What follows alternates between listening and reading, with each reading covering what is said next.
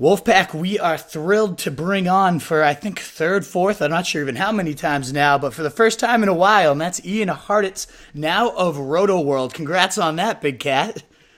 Appreciate you, Wolfie, man. It's good to be back and ready to talk some ball. We got real life football right around the corner. Not that I haven't enjoyed the preseason, but you know. Us addicts can enjoy any type of football. The DFS, I'm sure you've been doing all that and whatnot, but I know it's literally right here. The only negative of that is I'm a teacher, so it means back to school next week, which sucks, but football's on, and that kind of softens the blow at least. But how's everything been going, man? Good summer? Great summer, man. Yeah, like you said, getting back to this real life football will be more than appreciated. But hey, man, you know, when you devote pretty much every single day to it, it's like one of those stay ready so you don't have to get ready. You know what I'm saying? Absolutely, yeah. And if you want to, before we get into the interview, listeners, if you want to find Ian, if you don't already follow him, he's a must follow. He tweets out just great gems throughout the day, both humor timed and then also just so informative throughout the day. And you can find him at iHartitz, Hartitz, Ian Hartitz right there. So make sure you follow him. It's a great follow. Always enjoy the content you're pumping out, big guy. Appreciate you, bud. Of course, but yeah, let's kind of dig in. We're just going to start with a quick intro for anyone who hasn't heard you on the pod before. Kind of what's your fantasy story and how and when did you get involved in this industry? Yeah, man. So I used to, like a lot of people, you know, play football. I wasn't anything too special, just your typical white boy linebacker. You know, was never quite going to make it to the NFL, but I was playing some D3 ball, University of Chicago. Had a couple of concussions throughout my career. Again, realized I wasn't going pro, called it quits. Still loved the game, though, wanted to stay involved. So when I was 19, pretty much, man, every football article I read, every Twitter guy I could find, I just tried to email everyone and just say, hey, you know, want to do some free research for you? You can write it. You're the writer, but let me help you pretty much. And luckily enough, my guy Jonathan Bales, co-founder of Fantasy Labs, was the only guy to really come back to me and give me an opportunity.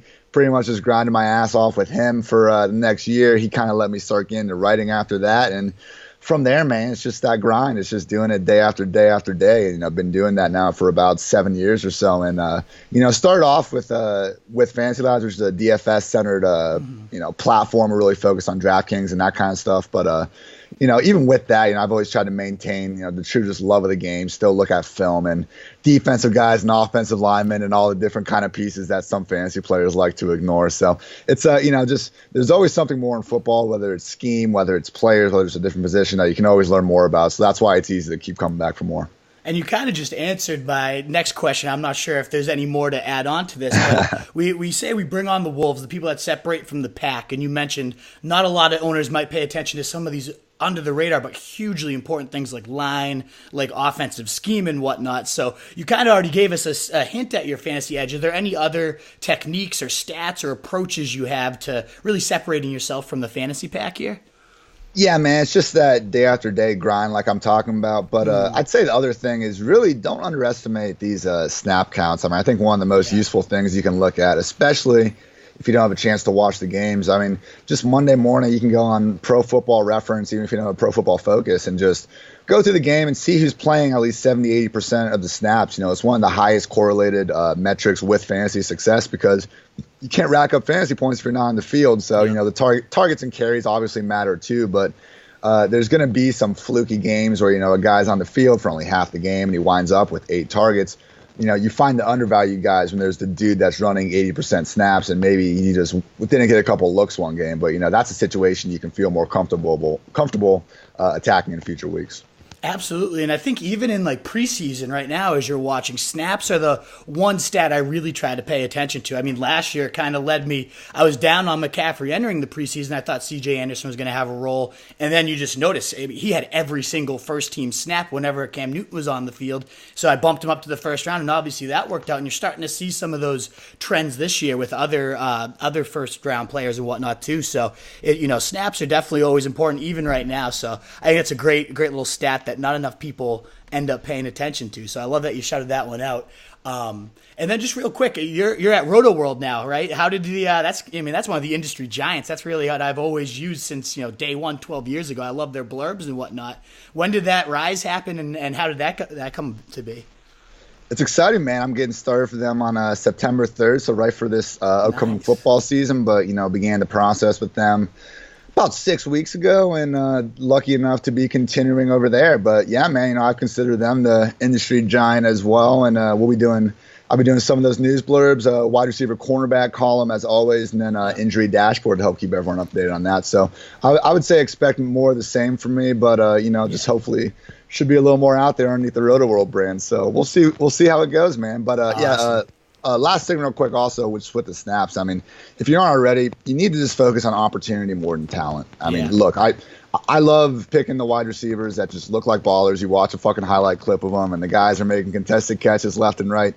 That's great. And if you can find a guy like that that's getting 10 targets a game, even better. Let's get the ballers with a bunch of opportunity. But it's way easier for, everyone out there that's got a full-time job that can't focus on fantasy football 24 hours a day. You're going to have more success focusing on the guys that are just simply on the field and getting the ball versus trying to figure out which guy is better than which other guy. 100%. Yeah, volume is key. Opportunity is key. So it's huge. When we at Roto Street Journal, we try to grade players on we call it our fantasy stock formula. We have talent and opportunity as the two biggest factors. We also work in surrounding talent for the whole team. Obviously, you need a good quarterback if you're going to really blow up as a wide receiver for the most part. We work in other things like the risk factor, the scheme, and whatnot. But opportunity is graded just as high as talent in that score. So yeah, we fully agree with you. And we're going to move right now into the specific players. So the way these two sections work, most of my listeners have heard this before, but first we always start with a few guys who are a little higher on or lower on than the ECR, the expert rankings. And then we're going to move on to a few players we don't see eye to eye on and see if either one of us bends. Either way, it's really valuable to, if I've been pumping, let's say Jared Cook's coming in a little bit and I've been pumping him on this podcast, it's good for my listeners to hear maybe some reasons why they shouldn't be quite as high as well. So I always love that part. And then we're going to run you through the No-Huddle where we do some rapid fire questions, who goes number one overall, things like that. So you ready to get down to it, Ian? Let's get it, Wolfie. All righty. First player, I love it, is Will Fuller. And this is somebody I love, yet we haven't really talked about much on my podcast. And I'm so excited for you to kind of go into why you love him and see if I can add anything onto it. What do you like about Will Fuller here in 2019? It's hard not to like the guy. He's still being drafted as this, in the early wide receiver 30 range. And all the guy does when he's on the field with a healthy offense is work as a borderline wide receiver one. I mean, look, we've had 11 games over the last 2 years where Deshaun Watson, DeAndre Hopkins, and Fuller have been healthy. During that time, Fuller's averaged 17.2 points per reception per game, which would have been good for the wide receiver 13 last year. And look, he's a boomer bust guy, but he's not this John Brown, Deshaun Jackson type that is going to give you nothing most weeks. I think he's more like Brandon Cooks than we give him credit for, because he's finished as a top 10 fantasy wide receiver in 6 of those 11 games. I mean, the ceiling is stupid high, and he consistently gets there. So I think, you watch him, he's got the speed, he's good on contested catches and all that. But I think the true thing that just shows how good Will Fuller is what happens to Texans offense when he's not on the field.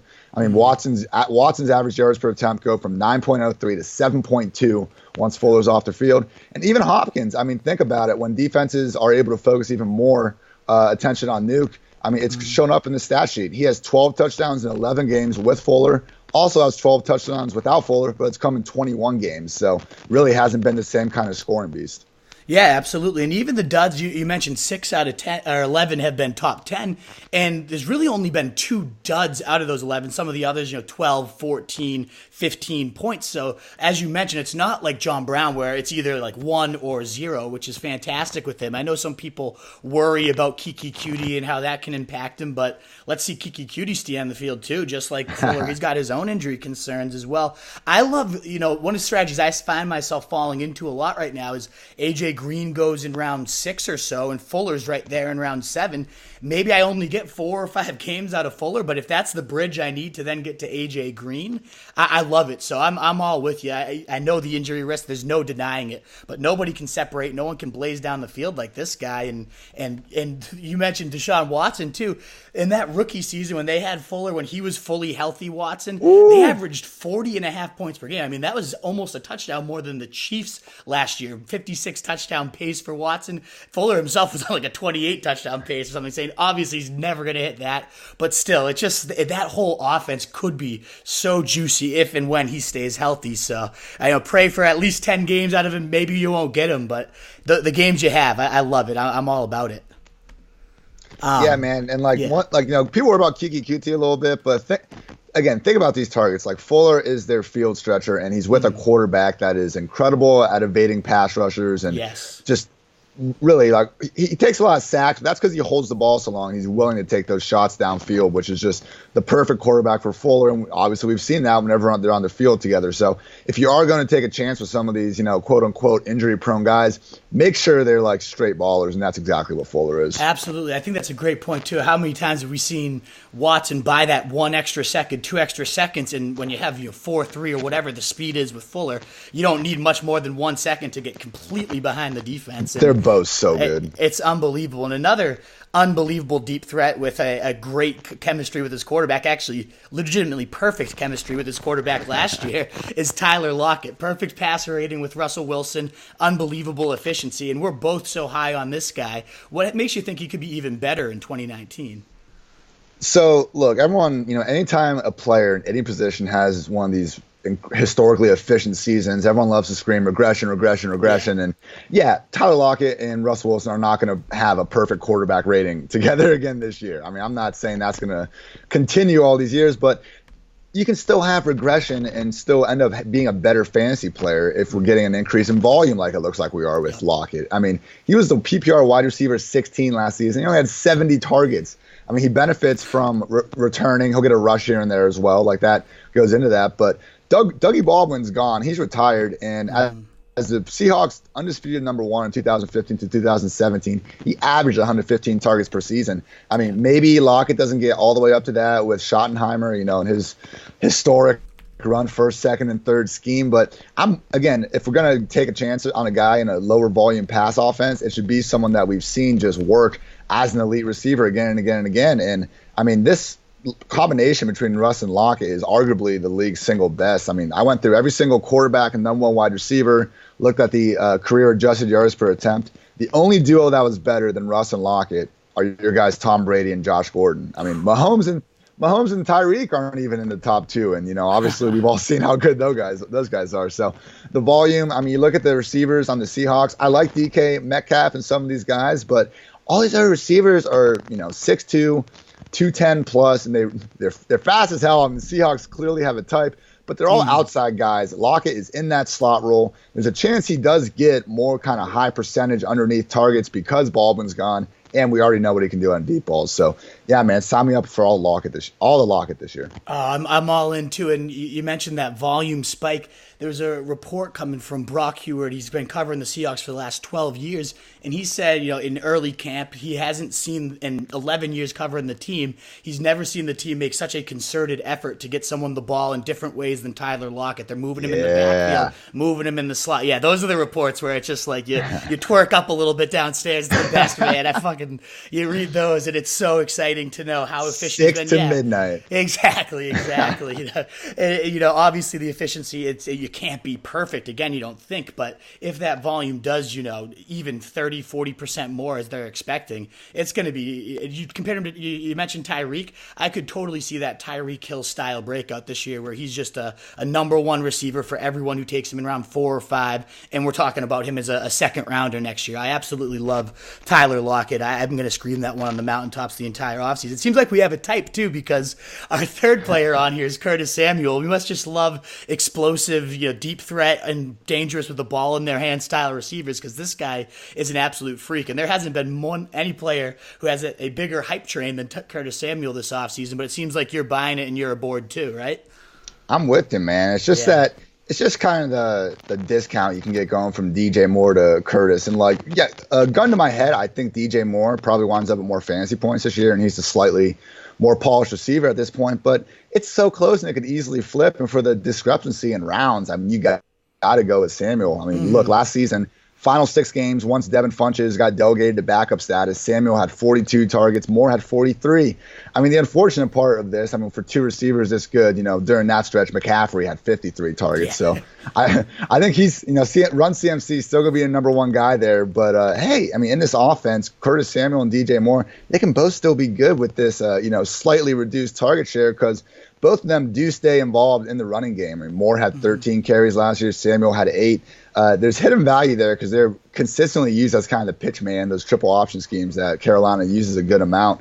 And, I know there's some kind of biggest concern in Carolina this year is Cam's shoulder. Reports out training camp have been good. He can throw 30 yards now without his shoulder hurting. It's awesome. Can't believe what that dude had to go through last year. But look, if there ever was going to be a season where Cam does have to deal with reduced arm strength, I think now it's guys like Samuel, Moore, McCaffrey, guys he can dump the ball down to, and then they can go make plays happen. I mean, the days of him having to force contested catches to Funchess and Kelvin Benjamin all game are over. I mean, this offense, I think, is the best suited for Cam's status that he's had in years. Absolutely. And I had just before this, one of the Wolves we had on, his name's Pete Davidson. He does a ton of film breakdown too.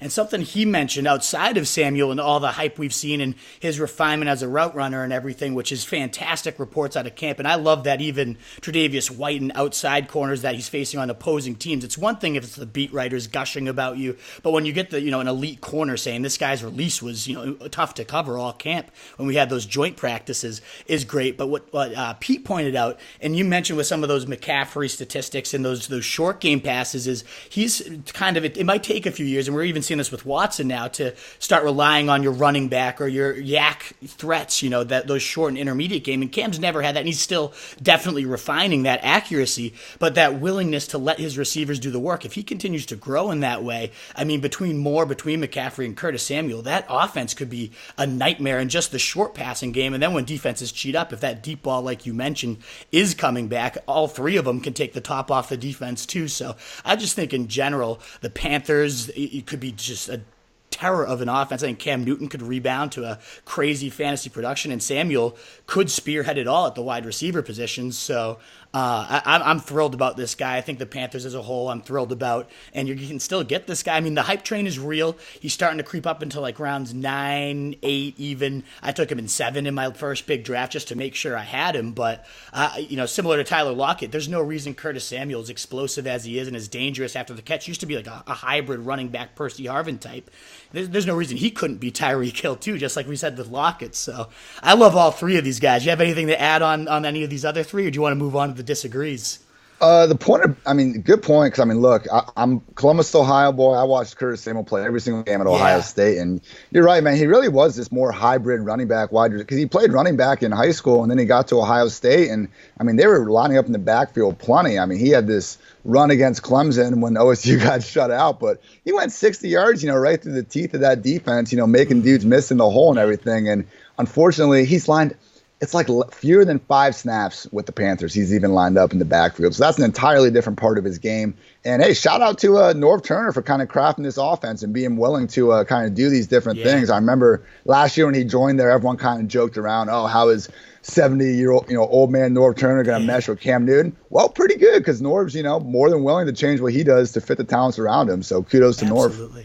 Absolutely, yeah. And he's always been a great deep ball artist, and he's merged his game now to mesh with that short yardage. It's great. Everything seems to be clicking there. I'm so excited to see what year 2 in that system does for all the players there, so I'm stoked. And then now we're going on to the disagrees, where it's some players we're either both, one of us might be high on, one of us might be low on.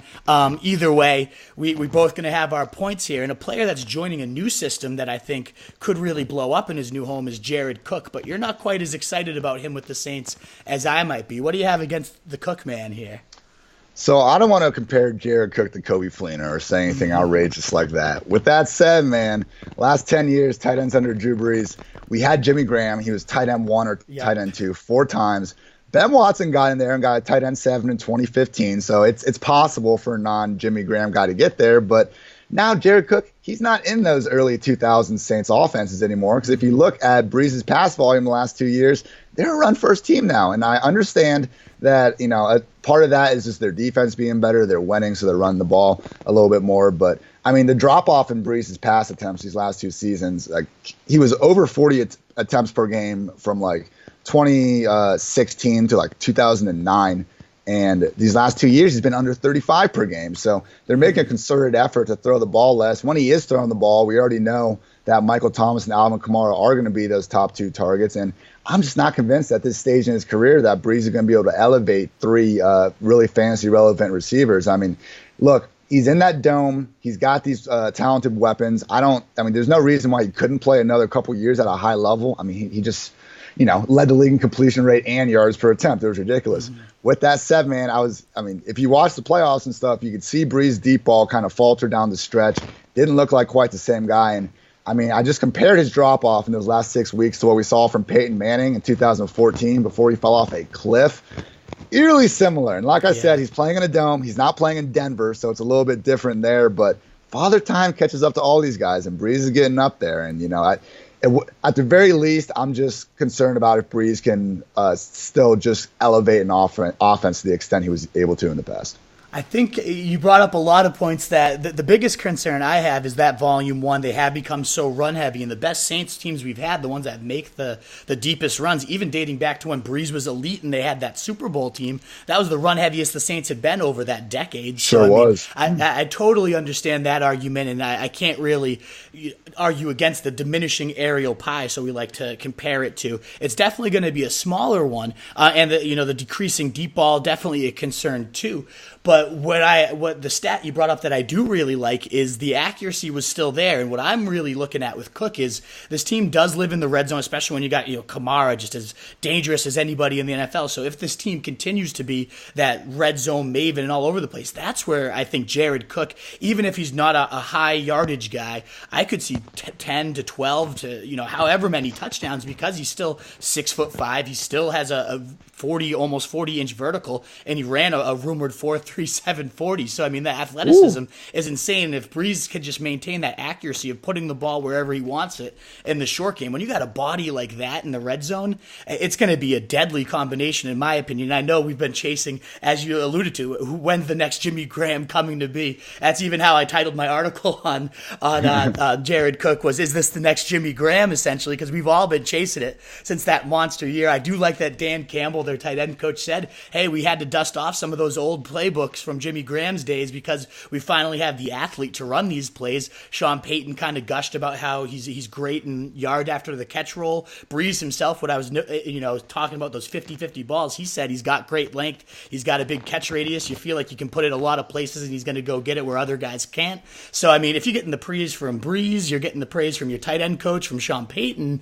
I like all that. So I am concerned, the third mouth in a diminishing aerial pie that's getting smaller and smaller, that concerns me. But all those other heaps of praise coming on and what he could do in the red zone with Brees keeps me, especially at a position where, after the big three, there's kind of that tier of Ingram and Hunter Henry. But after those two guys, I don't see a lot of clear-cut next ascensions, maybe Vance McDonald, maybe this, but to me, Jimmy Graham might be the best bet. Look what he did with the Raiders last year. He can't at least match that.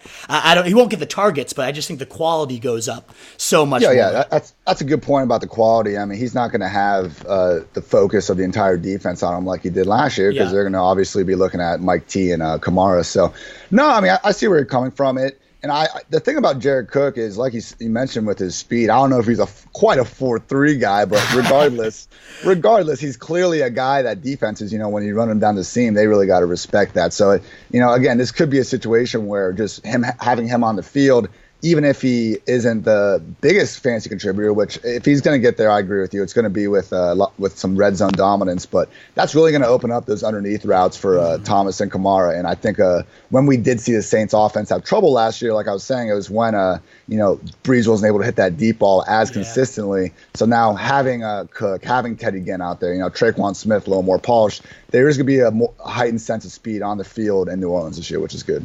Absolutely. And another guy we don't see quite eye to eye on is Allen Robinson here. I'm a little bit lower on him than you are. I just don't know if I see the consistent enough volume. I'm sure he's going to have his dominant blow-up games. We saw it in the playoffs last year.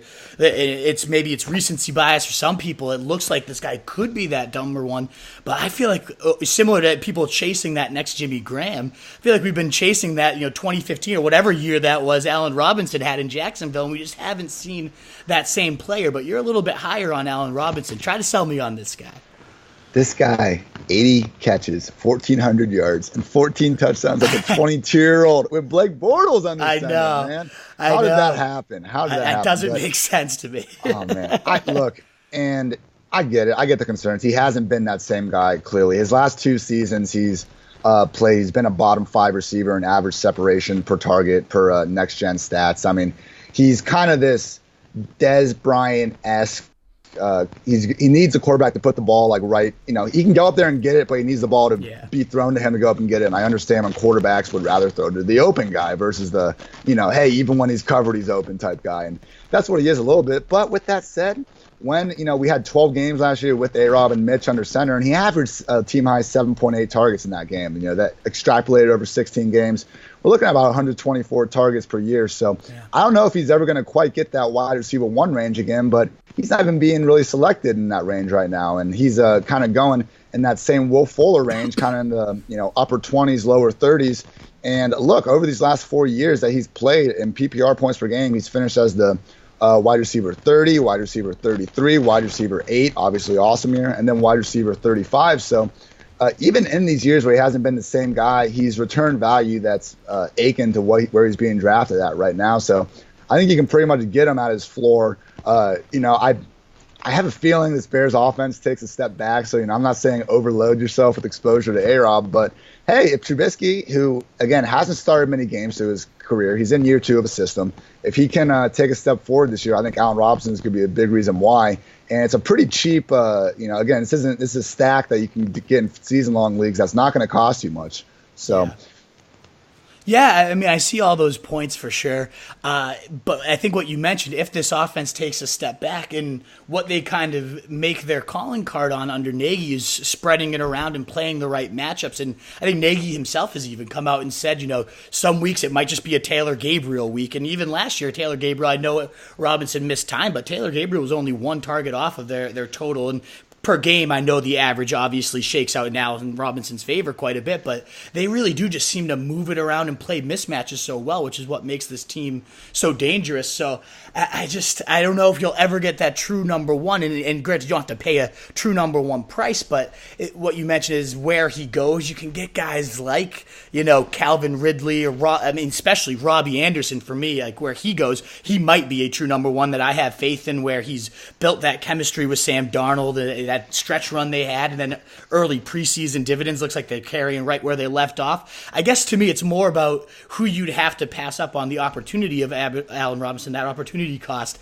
I just see a lot more upside. Even like Curtis Samuel, who we talked about, I think I'd rather have the potential blow up. I just don't see it with Robinson. I do love the reports about how he's healthier. He doesn't have to focus on rehabbing, so now in camp it's more about building that chemistry and really becoming a major part of the offense. That's starting to steer me a little more in his direction. But I just see this passing game at least being so spread out that it's going to be a few huge weeks and then a few just you don't even know where he went. And I just would rather take a shot on a Robbie Anderson or, maybe even Josh Gordon now that he's back, something of that nature where it's more consistent. That's where I kind of lean in his price range. I guess that's why I just never end up with him is I like the players that go around him quite a bit more.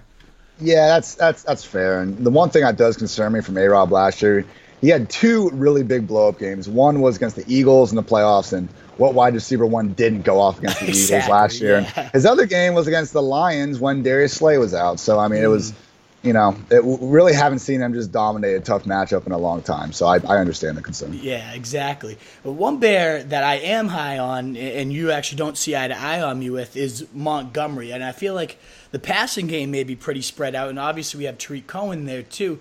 But in my eyes, Matt Nagy's offense has been at its most dangerous when he has kind of a true 3-down horse and can kind of disguise what he's doing. And obviously last year with Jordan Howard, you weren't able to do that. They were the most predictable team in the league. They ran it 60% of the time when Howard was in, and that was first in the league. And they were past it 60% of the time when Cohen was in. That was second most in the league. So they were the definition of predictable, and that's the exact opposite of what Nagy wants to do. He goes out and spends very precious draft capital. He didn't have much to get this guy.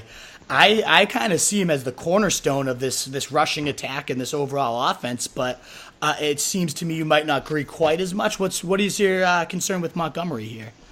So my concern with Montgomery is just more, I think Miles Sanders is in a better situation. You can get him like 10 picks later at this point. Montgomery, look, there's, I think, 270 available touches from Jordan Howard being gone. Like, yeah, if he gets all those, man, like he is going to ball out. The guy just, I think, broke PFF's like broken tackles records over these last 2 seasons. Yeah, 102 back-to-back years or something like that. The only player to ever do it. Yeah, it's crazy. And then he goes into preseason. He looks like the same guy. We were getting practice clips. He looks like the same guy. I mean, look, David Montgomery looks like a beast, but I mean, Tariq Cohen is not going anywhere. He's going to like lead that backfield in targets, even if Montgomery is competent.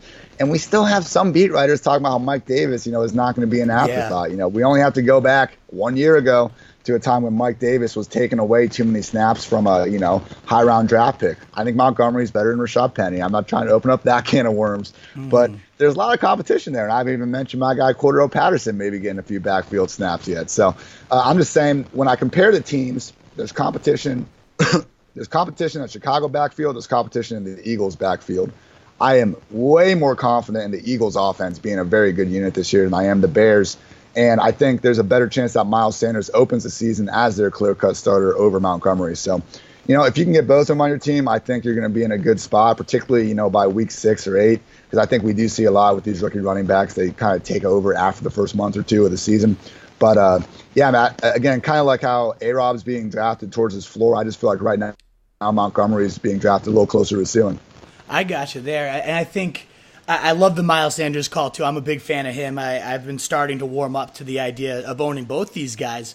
To me, though, I see it almost a little reverse. I feel like Montgomery's the one that has a better shot coming out as the clear workhorse, and it's more so because of the scheme trends. Doug Peterson's always been a committee guy since joining the Eagles, and I understand he hasn't had the talent to necessarily move away from a committee. No one's really commanded that backfield like Miles Sanders could potentially, but Jordan Howard's reportedly looked really good and whatnot throughout camp.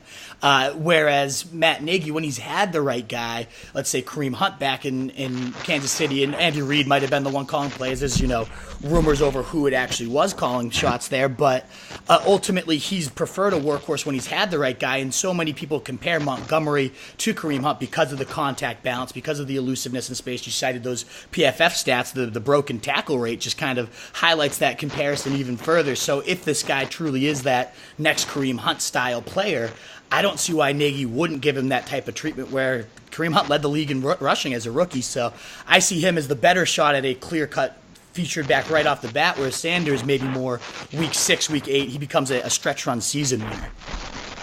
Yeah, man, we'll see how it plays out. I hear you with the Peterson concerns. I mean, it's something like he hasn't had they've had a ton of injuries. They haven't had a ton of capital invested in these guys, but I'm pretty sure there's like one example of a running back playing over 40% of the total team snaps throughout a season with Peterson over his last 3 years. I'm just looking at the point, but kind of similar thing with Montgomery. I mean, the Bears did trade up for Montgomery, selecting him in that early round. Eagles did a similar thing with Sanders and then kind of came out and said, yeah, we consider him a 3-down back. We're really excited about what he can do. So, yeah, I mean, it's to me like they're similar enough that I'll take a cheaper one. But, I mean, look, Montgomery is going to be a really good player, and, I wouldn't bet against him too hard. So, I see it, Wolf. You're changing my mind a little bit. I'm a big fan of him. My takeaway is draft them both. Get Montgomery around 4 or 5 where he's going, get Miles Sanders a round or 2 later. I love the rookies in general. I feel like a lot of them have landed in decent spots, these running backs that fit what they do really well, including Henderson and some of these guys. So I've always been so high on rookie running backs. Every year I end up with like 2 or 3, and usually at least one of them pans out. So my best bet is Montgomery, but wouldn't be shocked if Miles Sanders is better than all of them by the end of the season. That line, that overall offense, the platform for Sanders, if he gets the lion's share, is the best in the league. So that's why I could totally love him by the end of it all. Yeah, man, I do worry sometimes that we get too high on rookies just because, a lot of times people spend like February through April talking about these guys, with all the draft coverage and stuff. And then, it does sometimes take them a while. But at the running back position nowadays, I mean, we've seen more and more like these high draft picks are selected to get on the field in a hurry. And it's kind of the one position that you're able to, put a rookie out there and get elite production in a hurry. So, yeah, as long as you're hearing, the good things and you're seeing it on the field like we have with both these guys, that's when you can take a chance on them for sure. Yeah, it's a good cautionary tale for sure. Free agencies too, like you see these new free agents and you're like, oh my God, look at this guy in his new colors, and you always, and there's plenty of cautionary stats that tell you not to overreact. So I'm never good about taping the hype, and I'm always about jumping aboard the train. So it is a good little cautionary tale. But we're gonna now run you through the no-huddle offense, where we're just kind of looking for rapid fire answers. If there's any you want to expand on, you're welcome to give more. But all we're looking for is kind of the name, the round, whatever the question asks, what comes to mind when I ask it. So you ready to get through the no-huddle offense, Ian? Let's do it. Alrighty, so right now there's kind of a consensus top three. It's looking like Barkley, Kamara, and Christian McCaffrey. Who do you think belongs first, and who do you think should go fourth right after those guys? Correct answer is Christian McCaffrey, only one that can lead his team in rushing and receiving and doesn't have Eli Manning at quarterback. And look, at 4, I'm still taking Ezekiel Elliott at this point. I'm really confident this guy plays by week 1. Nice. Are you girlying or you're not girlying the season? Man, not really. If he's there, like at the end of round 3, let's boogie. But I'm not reaching on the guy.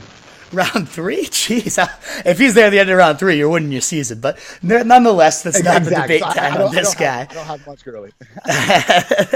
The top scoring wide receiver in 2019 will be ... Will be the best wide receiver in the NFL, Odell Beckham Jr., baby. I love it. You're like the third person to do that on this podcast, too. And he goes in like the round 2 sometimes. It's crazy to me, and I'm fully with you. What him and Baker could do this year is going to be insane. The next tight end to join the fantasy elite, so not those top 3, but who's going to be the guy that makes that next jump as a cheat code style tight end? It's number 4, O.J. Howard, still just 24 years old. And quick stat for y'all. I mean, look, the problem has been getting him on the field enough. Per Adam Levitan, he's played on 21 of 22 snaps with Jameis Winston this preseason. Bruce Arians has never had a tight end like O.J. Howard, and we're about to see what happens when he does this year. I hate that argument that Bruce Arians doesn't use his tight ends. It's like, what, Jermaine Gresham and Rob Hausler? Who the fuck blames him for not using his tight ends? This dude's 6'5" and runs a faster 40 than Mike Evans. He's going to be an unbelievable mismatch nightmare. I'm fully with you there. I love it. All right, so you already mentioned Zeke you're not worried about. You'd still take it number 4 overall. Do you have a similar stance on Melvin Gordon, or what do you think of him? No, I mean, especially with this rap sheet report from Wednesday, it's looking like Gordon's going to miss regular season time. I'm looking at him closer to round 4 or 5, and I mean, kind of like Gurley, man, I'd rather just let someone else draft him at this point. Gotcha. So everyone loves a good fantasy bargain and the bragging rights that come with it. By position, who are your favorite picks to exceed their cost and break out this year? Quarterback, Lamar Jackson. Running back, Austin Eckler, which it's cheating a little bit because of the Gordon thing, but I just want to say, like, Eckler is legit good. Like, he's going to be in there over Justin Jackson. He is a very good running back in his own right.